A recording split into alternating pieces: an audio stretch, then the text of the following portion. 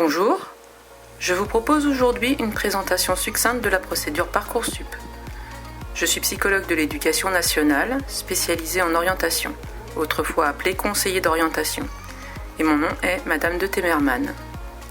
Vous pouvez me rencontrer au lycée le vendredi en prenant rendez-vous auprès de la vie scolaire, ou bien au CIO d'Évry, situé dans le centre commercial Agora, près des cinémas. Après le bac professionnel, votre enfant aura plusieurs possibilités.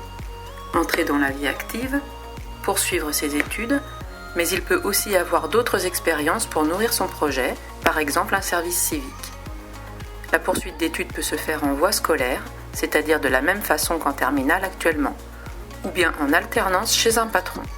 Les recherches d'employeurs se font dès maintenant. Si votre enfant souhaite poursuivre ses études dans le supérieur, il doit obligatoirement créer son dossier sur Parcoursup. C'est une plateforme nationale qui permet d'accéder à presque toutes les formations du supérieur reconnues par l'État, qu'elles soient en voie scolaire ou en apprentissage. En allant sur parcoursup.fr, vous accédez à un lien vers le site terminal 2021-2022 qui regroupe de très nombreuses informations sur les études et les métiers.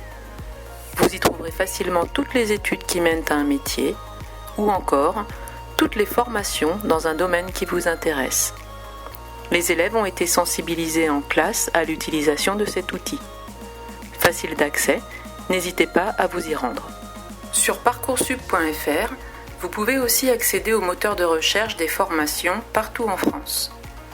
Pour chaque formation, une fiche détaillée vous donne des informations sur les contenus, les critères d'accès, le coût des études ou encore les dates des journées portes ouvertes.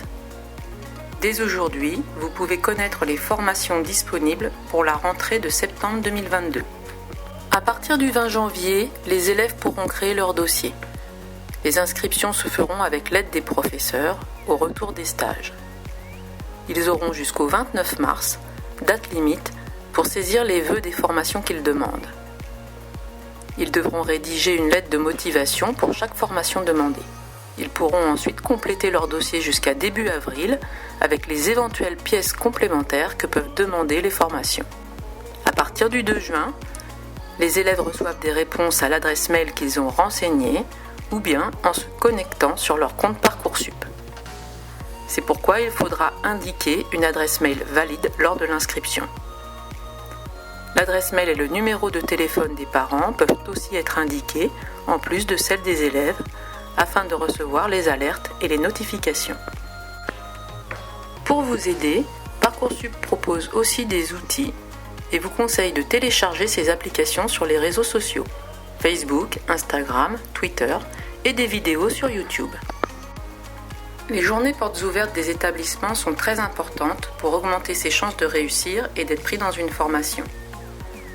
La plupart ont lieu en janvier et février. Cela permet aux élèves de mieux s'informer, de se faire connaître et de rédiger des lettres de motivation plus convaincantes. Les dates des journées portes ouvertes figurent sur les fiches détaillées de chaque formation. Vous trouverez aussi un récapitulatif pour notre secteur sur l'ENT du lycée. Notez qu'un salon de l'étudiant est organisé à Évry le samedi 12 février après-midi. Il a lieu à la faculté des métiers d'Évry-Courcouronnes. L'inscription est gratuite et obligatoire. Vous pouvez la réaliser sur le site du Salon de l'étudiant Grand Paris Sud sur Internet. La formation qui prépare au brevet de technicien supérieur, ou encore BTS, est la plus adaptée aux diplômés du baccalauréat professionnel. C'est une formation sélective.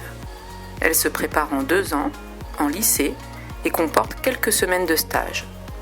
Il est possible d'étudier plusieurs spécialités dans de nombreux domaines, comme le commerce, la gestion ou encore l'électrotechnique. En voie scolaire, des places sont réservées en priorité aux élèves ayant un bac professionnel et aux élèves boursiers. Le BTS peut aussi se préparer en alternance dans un centre de formation d'apprentis, CFA, à condition d'avoir un patron. Dans ce cas, l'emploi du temps est partagé entre l'entreprise et le CFA. On conseille fortement de faire des vœux en voie scolaire en plus des vœux en apprentissage sur Parcoursup pour plus de sécurité. La faculté des métiers d'Évry ouvre ses portes le 5 février. Vérifiez toutefois sur leur site en raison de la crise sanitaire. En dehors du BTS, Votre enfant peut aussi demander d'autres formations présentes sur Parcoursup. Attention de vérifier que les compétences attendues par les formations correspondent au profil du lycéen. L'année de terminale est stressante pour beaucoup de lycéens, mais aussi pour les parents. Certaines tensions peuvent se créer. Dans tous les cas, même si ce n'est plus un enfant, le soutien des parents est précieux. S'informer, discuter, parfois avec l'aide d'un professionnel de l'orientation ou le professeur principal, peut aider à passer le cap. N'hésitez pas à venir nous rencontrer. Pour conclure, je vous propose de découvrir le Padlet du CIO d'Evry Post-Bac en tapant simplement cet intitulé sur Internet. Vous y trouverez de nombreuses informations sur l'orientation. Je vous remercie pour votre attention.